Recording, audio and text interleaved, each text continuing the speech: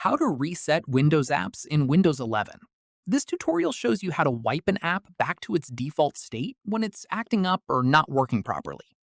First, click the Start button and open the Settings app. From there, click on Apps in the left sidebar.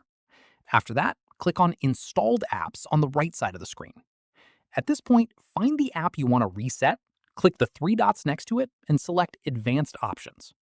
From here, scroll down until you see the Reset section.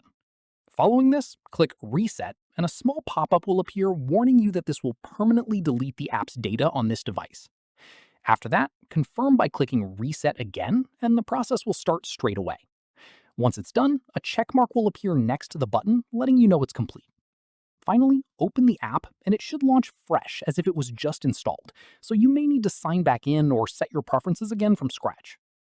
Keep in mind that reset is best used as a last resort after repair hasn't worked, since it clears everything the app had stored, including login details and saved settings.